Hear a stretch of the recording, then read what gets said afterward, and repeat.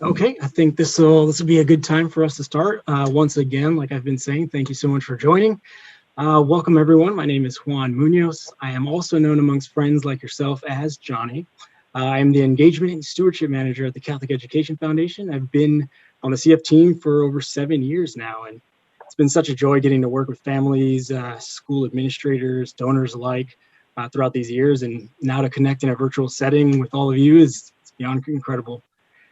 Thank you for joining us this morning for Coffee with CF. We know that Wednesday mornings for some of you is the summit of your work week mountain, and for you to choose to spend it with us brings us much joy. Yes, as you may have noticed, our dear friend Katie is not the host of today's session. The reason being she has accepted a new role as the Director of Advancement at Flint Ridge Sacred Heart Academy. Although she will be greatly missed here at CF, I know personally, we know that she will absolutely rock it there, and we couldn't be happier for her. So Katie, when you watch this, go Katie. With that said, rest assured we will continue to meet just like this at the same time, same day, weekly until about mid-December. We have a very special and exciting lineup of guests throughout the rest of the season. Super excited for it. And as always, you can RSVP for our upcoming Coffee with CF virtual events and view all the past episodes and our past season on cefdn.org/coffee with CEF. I'd like to start out with some housekeeping items. We will be starting today's session with everybody's microphones muted. And then we also would like to call your attention to the top right hand of your screen, where you will see an icon that's created to select your view for today. And that will allow you to see where we're speaking at that specific moment in the session. On that note, I would love to have my tech support for the morning unmute herself and say hello to all of you in just a few seconds. Just want to let you know a little bit about Sandra. Sandra joined our development team last year and hit the ground running in regards to all things visual. She is literally the mastermind behind all of our graphics and marketing material for the past year. So if you've gotten anything from CF, it's definitely been a part of Sandra's creation. So she's here to make sure that you guys are all taken care of. And Sandra, could you please introduce yourself? Good morning, everyone. Such a pleasure to be here with you all. If you have any technical difficulties, please feel free to contact me in the chat feature down below, and I'll do my best to assist you. All right, let's get started. Thank you, Sandra. Oh, it feels good. It feels good. Okay, so before we get started with our special episode today, which is our retrospective looking back on last season, I would like to create a space where we can engage in our sort of usual moment that we have, where we ask everybody what's in their cups, and we see what everybody is drinking and a little story of their favorite mug. So with that said, we will open the floor to all of you, whoever's interested in sharing what's in your cup and what mug you have this morning. And I guess as leaders do, I will start it off. I have this wonderful little black matte coffee mug that I actually just purchased from one of my favorite coffee roasters here in downtown, Verve Coffee. It says City of Flowers and Sunshine. So I think that's a good reminder of for us to all remember that we live in California. It is a dreamy state, that's for sure. Mm-hmm. How about you, Sandra? What do you have in your cup? I have just regular coffee with oat milk in a holiday-themed cup. So I'm a little early, but why not? That's lovely.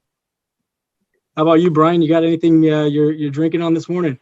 I just finished my espresso, and it's in a regular mug. Next time I'll bring something fancier. It's just a coffee cup. Espresso, get it going with a jolt. That's good. I like that. Yeah. If anyone else cares to share, we'd love to hear the stories behind the mugs. I think all of our past episodes, we've had some really good mugs, and I think they're just daily reminders on keeping us going and getting us through the day sometimes. And that's totally fine. If not as well, too, we can just keep it going. It's going to be a different episode today. We don't have any live guests on the show today, but it is still very, very special. We're going to look back at our last season and see where everybody is at this current moment. So again, if this is your first time joining us for Coffee with CEF, welcome. Catholic Education Foundation provides tuition awards to thousands of students every year, thanks to the support of our donors. We are offering these virtual field trips into our schools to showcase our creative and resilient administrators, teachers, students, and families. Today, we have a packed episode. This is going to be really, really great to see. We have a few guests, and so this was very special for us too, was to try and get everybody on the call, but of course that's sort of a little difficult at some times, so we ended up gathering everybody to sort of record a small testimony. So today, that's what you'll see. We will be sharing a lot of these recordings of everybody that we had in the first season. We got pretty much most of our guests to come back and share a little bit, so we will definitely do that today. Today we will hear from Sacred Heart High School. We will also get a chance to hear from some students from Bishop Conaty Loretto, St. Mary's Academy, and St. Ignatius Elementary as well. We will also be hearing from some of our Catholic school partners, such as Vision of Hope Los Angeles, San Gabriel Region Catholic Charities, and also SCHOLAS OCCURENTES. She joined us again all the way from Argentina, which was super amazing. So without further ado, first up this morning, we'll be checking in with Raymond Saborio, principal of Sacred Heart High School in Lincoln Heights. This past spring, he was sharing with us some of the uncertainties they were experiencing with enrollment and a possible hybrid model of student attendance on their small campus and what that might look like. So we're very happy he was able to meet with us a few weeks ago and report back on all the progress he and his staff have made since then. So let's go ahead and see what Raymond had to share.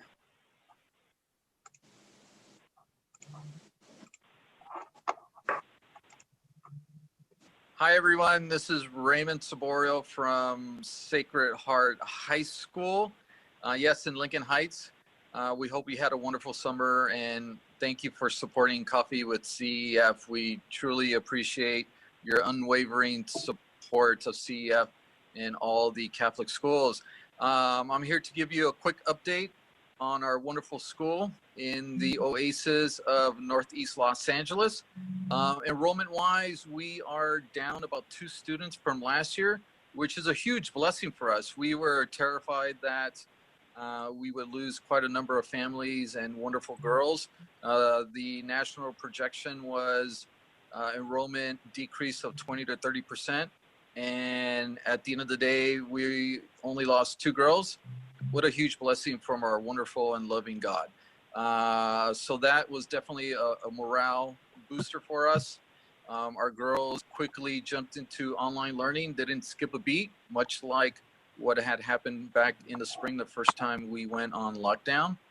Our teachers are energized and passionate about teaching online and can't wait to get back in person to see our wonderful girls and continue the appropriate way that education should happen, which is in person. We continue to support our families. Last time I told you that we were feeding families through a partnership with a distribution center. This year we teamed up with Catholic Charities and are giving food, hospitality baskets to our families as well. We know the need and we are embracing it and helping our families take care of their families at home. That's a quick, and our COVID emergency fund continues to thrive and do well. We've had the Dan Murphy Foundation match, have a matching gift for our COVID-19 fund, and we had an anonymous donor as well match our COVID-19 fund. So our matches, when we have an appeal and event, has been tripled. So that's a huge blessing. And we think that that triple match will continue for our Christmas appeal. So we're very excited about that. That fund is so important to keep our families here at Sacred Heart and the girls. Even though I said we lost 2 students, our families have come back to me asking for more financial aid. And that's increased about 20 to 25%. So we understand the need. We're here to help. And with the generosity of friends and donors and benefactors, we have been able to keep those struggling families here at Sacred Heart. Wow, that was great to hear. Raymond, thank you so much for sharing with us. Even though you're not here presently live with us, we're so grateful for your resilient team and for all the things that you are doing for the Lincoln Heights community. Thank you so much for sharing. Second, we will take a step away from individual schools to hear from Sochi Hernandez, which is the Regional Director of Catholic Charities in the San Gabriel region. She and the rest of her team have been providing a plethora of social services for their community, especially during this global pandemic. Housing, emergency food, clothing, and utility assistance are among the many services they do provide. There's certainly been an uptick in the need during these last few months, so let's let's listen in and learn about the extraordinary work Sochi and Catholic Charities of San Gabriel has been doing. Well, thank you, Katie, for inviting us all back. From the information that I shared in the spring, we still are being faced with challenges because of COVID-19.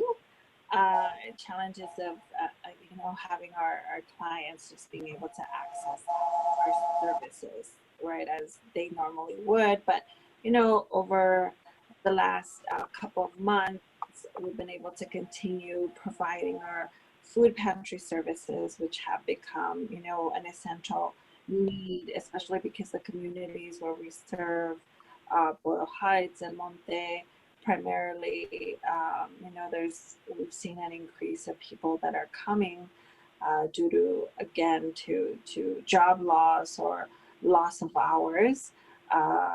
Definitely our new clients have increased over the last year. We've serviced over 2,000 new clients and provided over, I want to say 26,000 services, which are part of our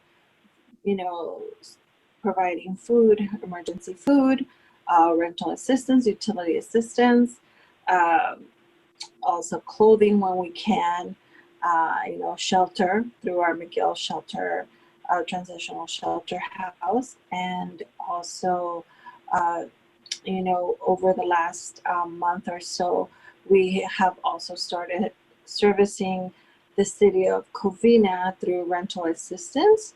So we just assisted 22 families over the last month, and we're about to assist an additional 21 in October. And also we are expanding into the city of Pomona to provide rental assistance to those being faced by, imminent evictions or just because of COVID-19, again, very focused around that. So, we will be working throughout the fall and the spring with the city of Pomona to assist with rental assistance. And then we've also, as of the month of September, we've started also providing Medi-Cal assistance, focusing a lot on our undocumented population, primarily children, youth, and young adults who probably due to COVID now need more of healthcare. More now than ever. And so we have been working out of our community centers at Bronson House in Boyle Heights, San Juan Diego del Monte, and our Pomona Community Center to provide one-on-one assistance via appointments for anyone who needs assistance in applying. So we'll help them submit their application and also help them navigate what services they're eligible for. So that has been a lot of the work that we've been doing in the last couple of months. We've also started doing a lot of our nutrition classes because, again, our nutrition classes are focused around, minimizing the number of people affected by obesity, diabetes, or anything like high blood pressure. And, especially right now, those are very much needed because there's a lot of stress. There's a lot of, households that are trying to make ends meet. So it's really us working with them on their budget and seeing how they can continue still being healthy in the midst of this pandemic and also with all the challenges that they face. So we are started going, virtual with our classes. We started in the summer. And we're going to continue through the next year. And then, finally, I think one of the highlights of our summer that I'd like to share is having had a summer camp for children and specifically focusing on gardening, right? Providing them with resources as well so that they could take something home.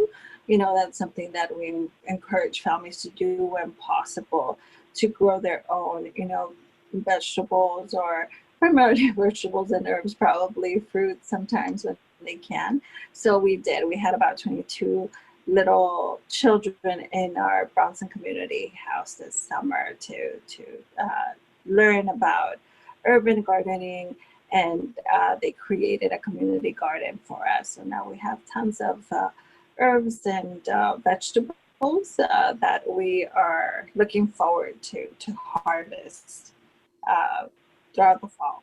So yeah, so we've been pretty busy, and it's been you know, challenging, but also it's been great to see the community resilience and the need for the services for Catholic Charities at the moment. Wow, so great. What a reminder that even though we have families and we have sort of circumstances that are kind of keeping us back and barriers with finances and any sort of housing needs that some of our families are going through, I think it's really special that they had a community garden for their kids. I think mental just health and just making sure that we're all there, spirit, mind, and body together, I think is a huge service. So thank you, Sochi and Catholic Charities. You guys are doing an amazing job over there.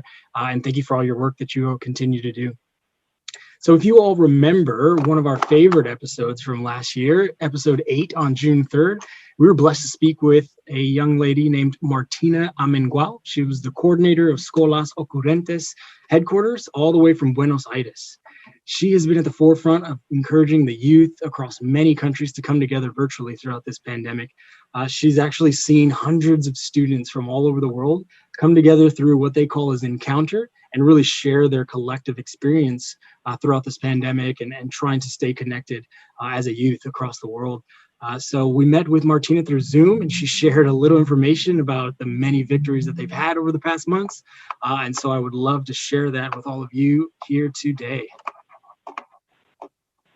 When the COVID situation started, in SCHOLAS, we started working in focusing in the social, emotional health of the youth, because we could see that the youth were being very, very affected with this situation.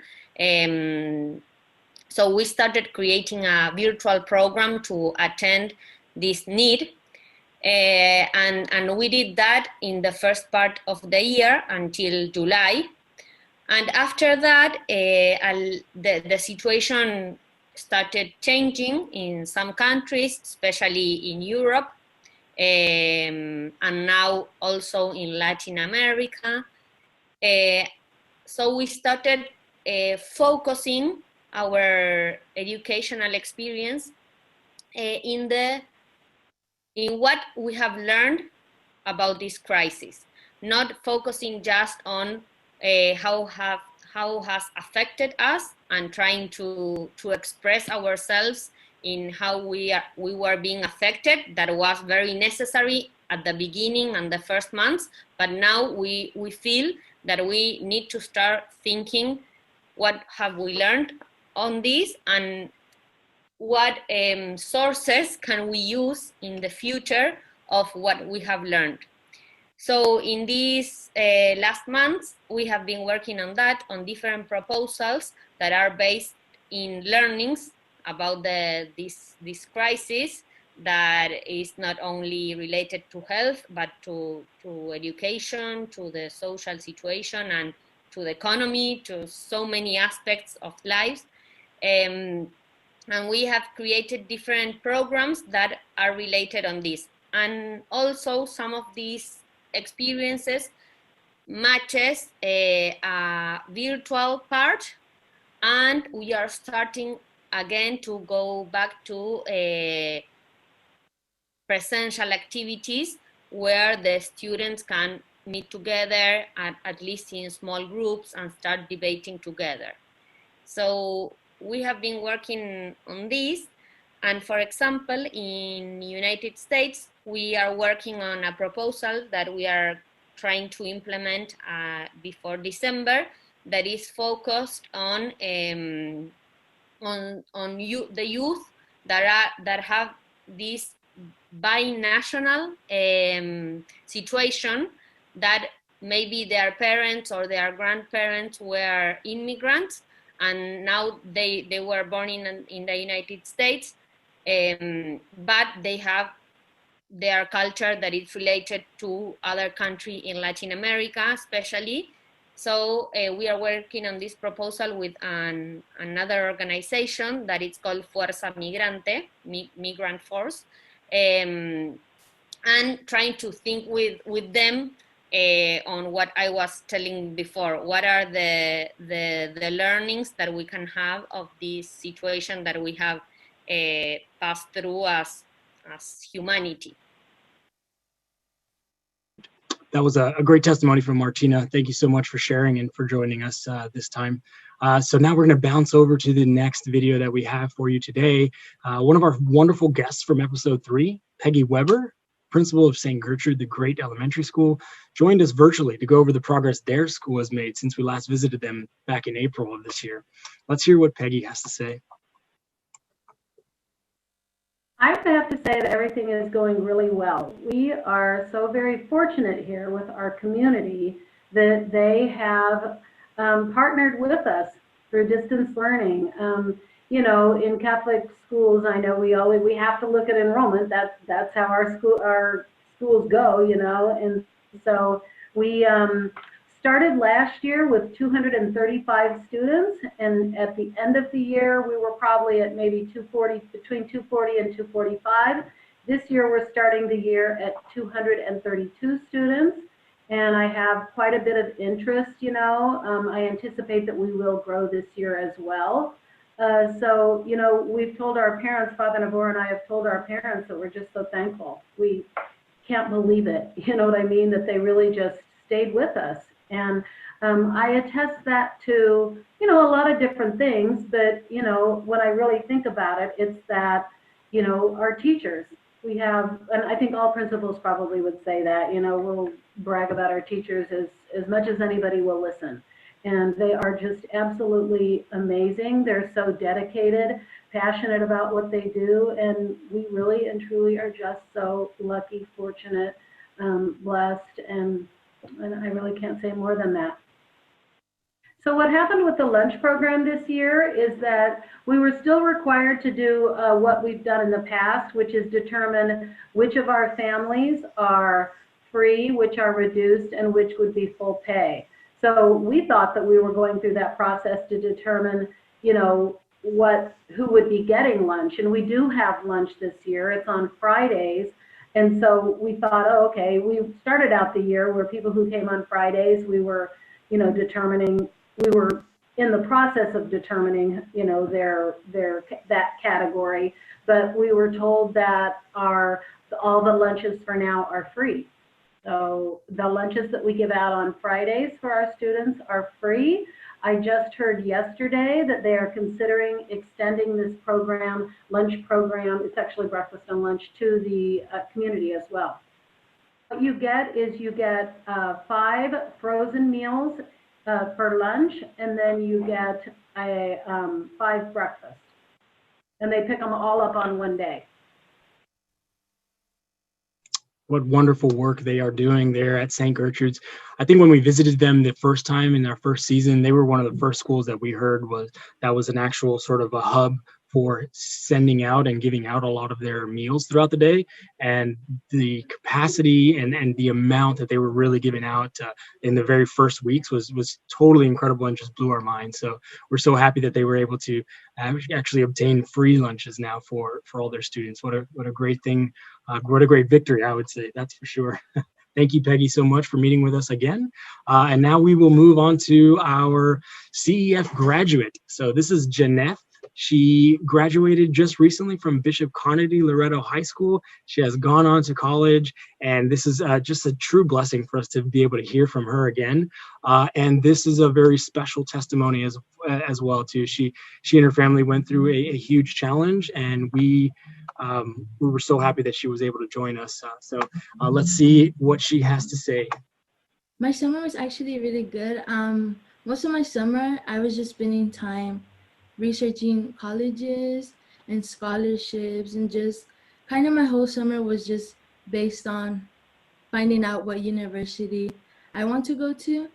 And I just spent a lot of time with my family during the summer. The universities that I'm really interested in going to is either USC, Mount St. Mary's, LMU, and the one that I'm kind of leaning towards is USC. I know the last time I said USC or UCLA, but I kind of want to stay close to home, so I think USC is the way I'm leaning towards.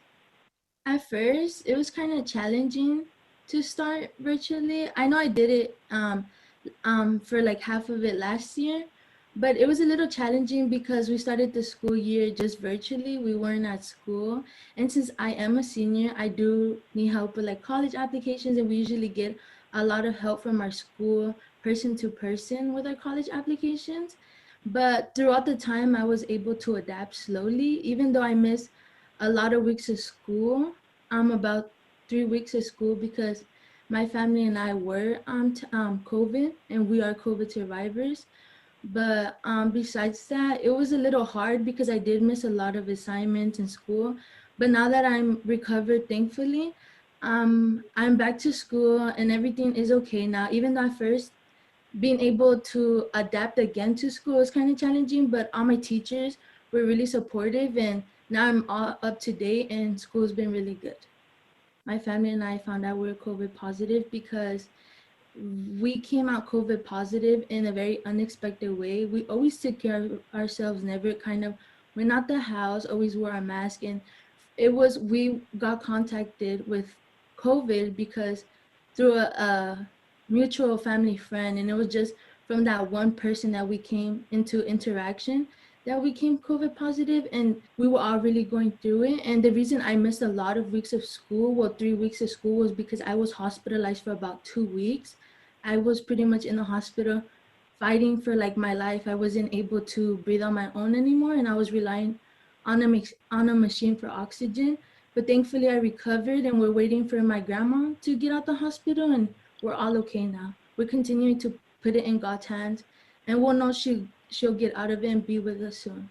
My school has supported me so much throughout my illness. Every day that I was sick, all my teachers were texting me or emailing me. Even some of my teachers would call me just to check up how I was doing. Even when I was hospitalized, I was like all alone through that 2 weeks because my parents couldn't be there with me. But I was supported with my parents and also my school. They weren't there physically with me, but spiritually they were. And I was really thankful for them because my school continued to pray for me every day to get better. I didn't have any like virtual interaction with anyone, physical interaction with anyone. It was actually really refreshing seeing new faces, and it just kind of motivated me more to get better and do better because I wanted to be in class. I love being in school. I love learning. So it just kind of brought like a thought in me, and I just wanted to keep pushing through it. I feel a lot better than I was feeling before. Even though there's a lot of after effects from you recover from COVID, I'm still doing a lot better. Okay. I'm just really thankful for my school because even though through everything I went through, I was never alone because I always felt their encouragement and their supportiveness. And I'm just really thankful to be back in classes and being able to, adapt to online learning and just being able to continue to learn and educate myself more every day. Incredible, absolutely incredible. Jeaneth, we are here with you. What a story. I think we all may know somebody, or we just know that we've all been going through such a tough time through this pandemic, and whether we've lost family, friends, fellow Americans, people across the world, we are very, very happy to hear of these successes and those who have made it through the illness as well too. So Jeaneth and your family, we're here, we're praying for you, and what a truly outstanding example of perseverance on her part. So proud of you, Jeaneth. Next up, we have Sister Georgette Coulombe, along with Ileana Wade. They joined us with some of their colleagues and partners from Vision of Hope back in episode 10 of last season. We were able to learn a great deal of the amazing work that comes from our Vision of Hope schools. The next clip is a small recap of what has happened since we heard from them in June. let's hear from them now.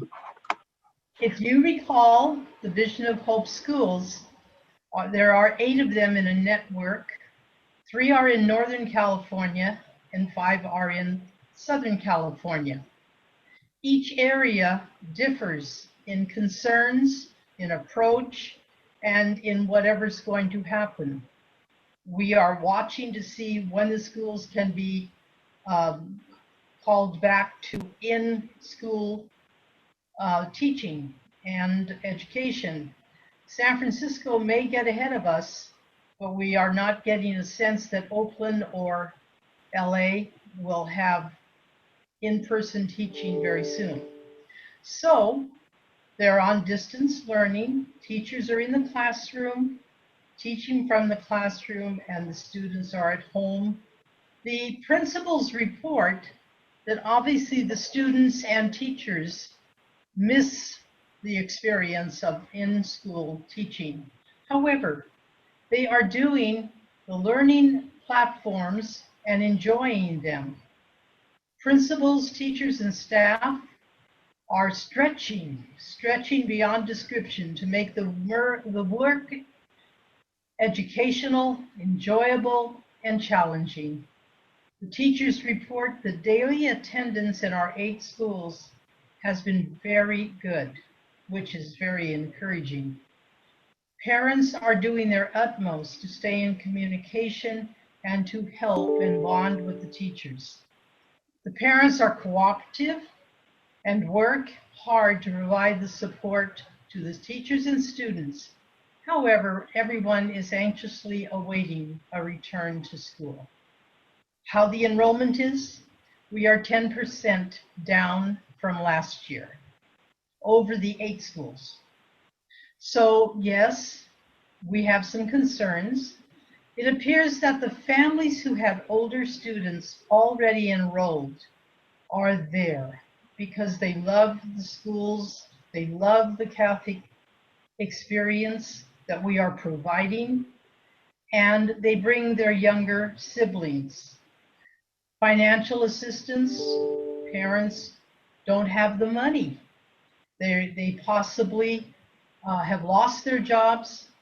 They are looking for new employment. They are being forced to move from an area to find employment if they're lucky to be able to get employment. Successes, well, we have them. I would like to speak to the success of Vision of Hope at this moment because in May, when we realized that money was really not available, because if you recall, we had a March luncheon planned, and that had to be postponed. And by 6 days, if the COVID situation had come 6 days later, 7 days later, our luncheon would have occurred.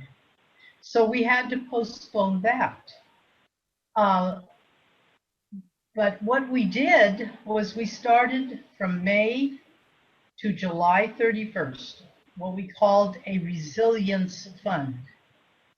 And we sent out communications to our donors, and we were able to raise in that short amount of time $300,000 to be able to give to the schools as they need it. Now, how do we go forward? The 25th anniversary celebration must be celebrated. We don't want to take that into 2021. So we are going to do a virtual celebration on October 27th from 5 to 6 p.m. And anybody who is interested in seeing the virtual presentation, go to the Vision of Hope website and register. It is a free 1-hour presentation on Vision of Hope schools. The unfunded tuition is always a concern.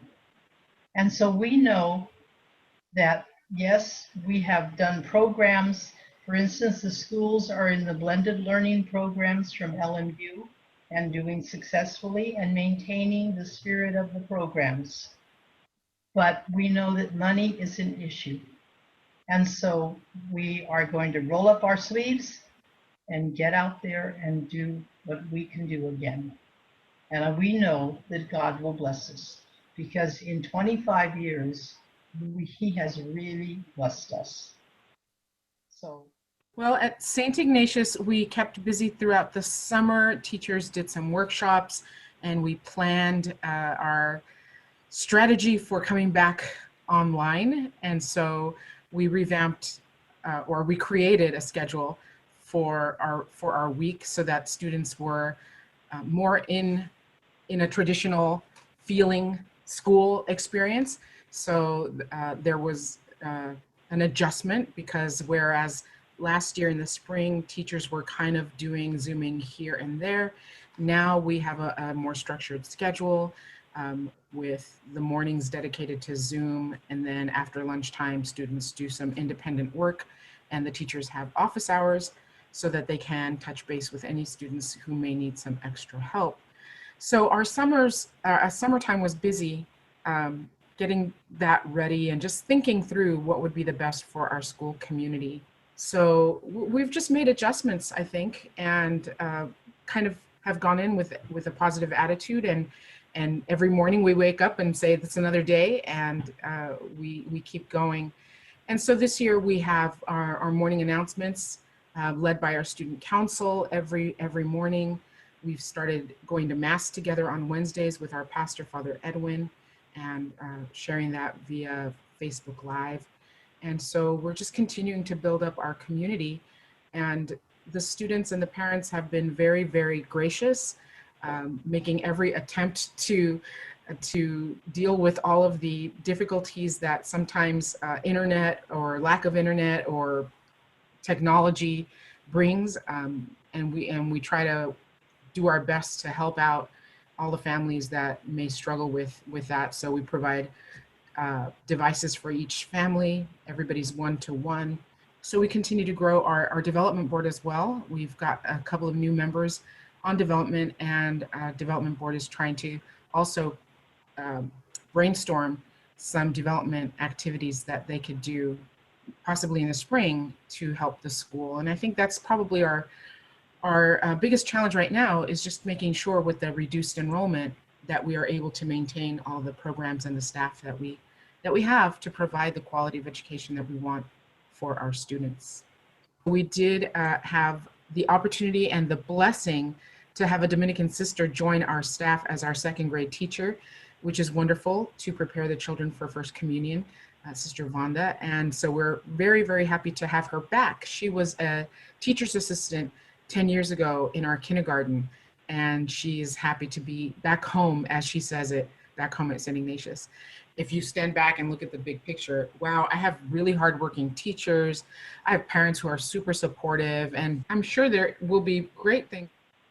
How wonderful to hear from both of them, both from the Vision of Hope Los Angeles headquarters and one of our actual principals at an elementary school who is supported by Vision of Hope as well too. Well, we thank Sister Georgette and Ileana for all their hard work.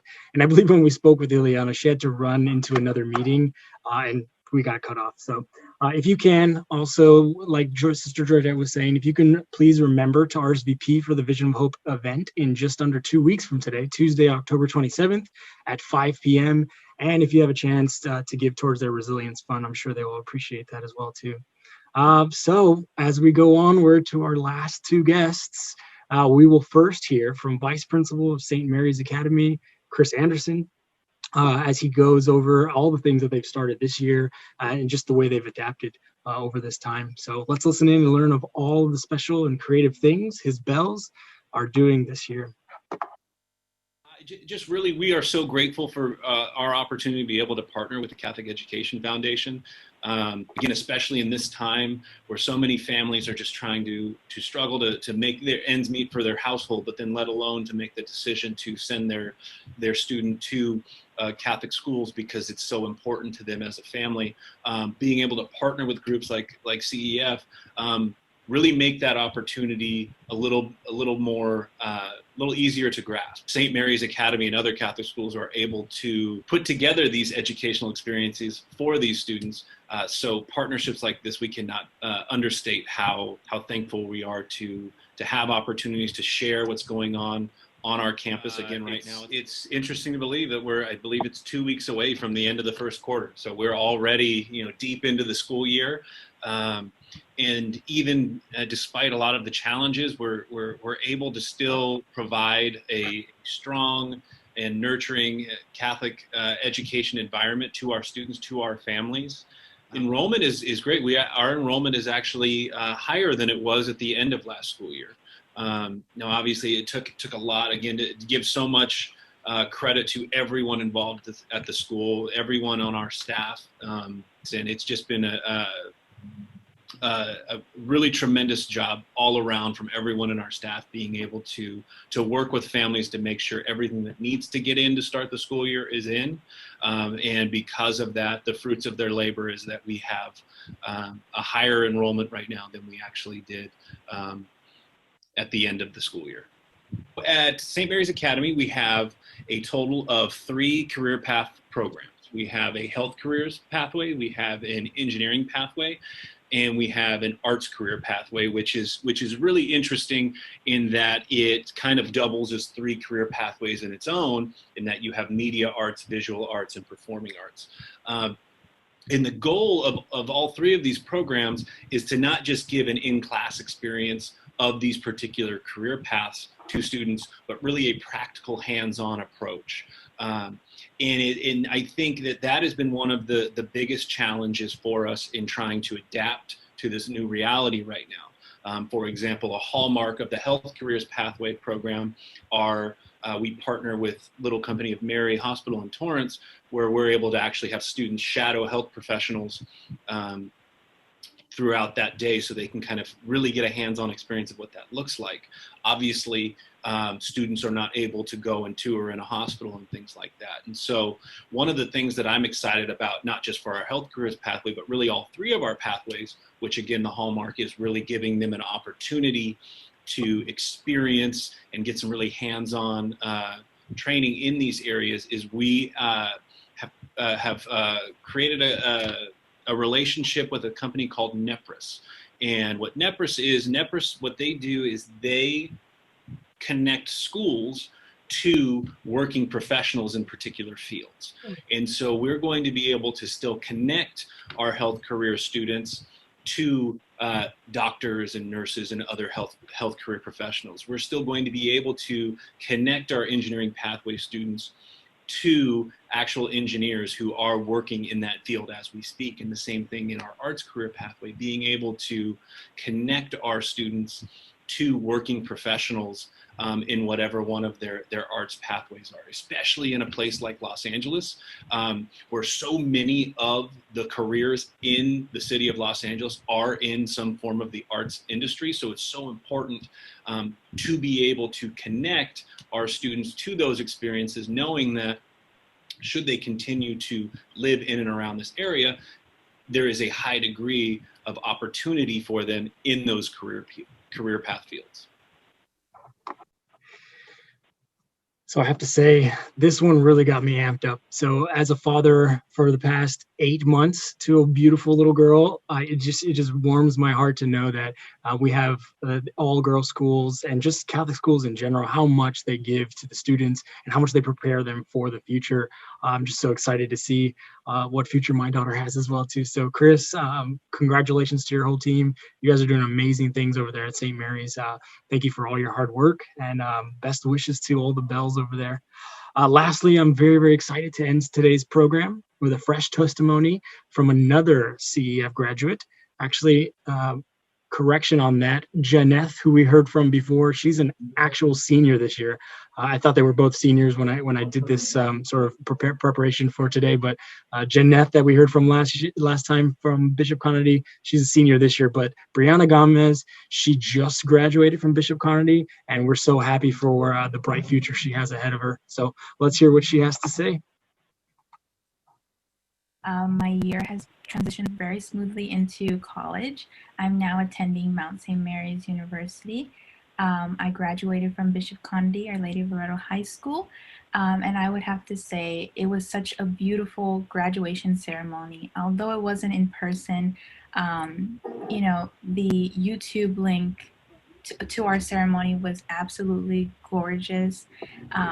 It was so beautiful, so well done, and I couldn't have asked for like any more of a more memorable year. And I would have to say now into college, I know that transition from remote learning from high school continued to college, it really did help with the transition, because I would say like now that we're in college, or now that I'm in college, I'm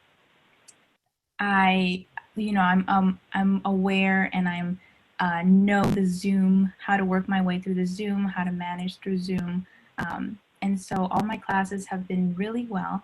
I'm in the fast track pre-nursing program at Mount St. Mary's, so it's the 4-year program. So I'm completing right now my pre-nursing requisites in a year, so this whole year, and then hopefully next May, by the ending of May or early June, I'll receive or get a notification if I'm into the nursing program. So I'm really hopeful and just excited to see how this chapter flows in my life. Both my mom and my aunt are currently working. They're both CNAs. So we're just, as a family, we're overall very grateful and happy that they're working and our wellness is well. We're all safe and well. I spent my summer most of the time indoors. Something that my family and I all did was we actually took like a little road trip up to the Santa Monica Pier, like the highway, and we just like literally took one way going towards there. We passed and we were able to see the beautiful water, the clear water at Santa Monica Pier, and then we actually came back and we ended up ordering some food and we ate in our car. And then we came on our way back home. But just that ride, it was just much needed, I would say, for my family and myself. Because like ever since like the pandemic occurred, everybody's at home. And you know, during this quarantine, everybody's just at home, you know, and I feel like that was just a much needed ride that we all needed. It was just peaceful, calm, and serene. I want to thank and express my gratitude to the Catholic Education Foundation of Los Angeles for giving me the opportunity to be able to attend a Catholic high school education. You know, if it wasn't for you guys, my mother, you know, it was just a huge, tremendous aid for my mom, financial wise. And so I just love to express my gratitude and heartfelt gratitude. So thank you guys for giving me the opportunity to attend a Catholic high school. And with that concludes our retrospective on last season. All of our guests, it was so nice and refreshing to just hear from all of them and just to see all the victories they're going through. And it just brings a smile to my heart. So we'll wrap up. Last things I want to say is just thank you so much to all our guests who took the time to record themselves and give their own personal testimonies of the journeys that they have all been on since March. We're very happy to see and hear that all our past guests are safe and enduring these unique times so well. What I would like to move on to as well is just to put up these last few slides and let you know that another big thanks would go out to all the Catholic schools across the Archdiocese of LA. Thank you for your dedicated work, and especially during this time. Our school principals and pastors are working hard to reach out to families to make sure that our Catholic schools are available to everyone who wants to enroll. It's always the goal that no one is turned away for lack of funds, though it is increasingly difficult to offer the amount of financial aid that is needed. If you can give right now, please visit our website, cefdn.org, and remember that 100% of your donation to CEF will support tuition awards. I don't know about you guys, but I had a blast hearing from all of our past season's guests, and hope that their successes continue. And for those students who have entered their first year of college, we know you will do well, Brianna, and we're praying for you. And with that, I would just like to say thank you guys for showing up. I know this is a different format. We have a different host, and today we thought it was nice to at least look back at all the amazing guests that we had and all of the individual communities that are doing so well over these times. And we hope that you enjoyed it as well. And yeah, with that said, just thank you guys for coming. And just also do remember that every single week on Wednesday at 10 a.m., we will be back. Yeah, next week we're going to have an amazing episode with Ellen Holton from the Catholic Schools Collaborative on Wednesday at 10 a.m. And as always, you can RSVP on our website at cefdn.org/coffee with CEF, as you did to get here to today's episode. So with that, I would like to say thank you so much. Thank you for joining us. I had a wonderful morning, and we will see you next week, that's for sure.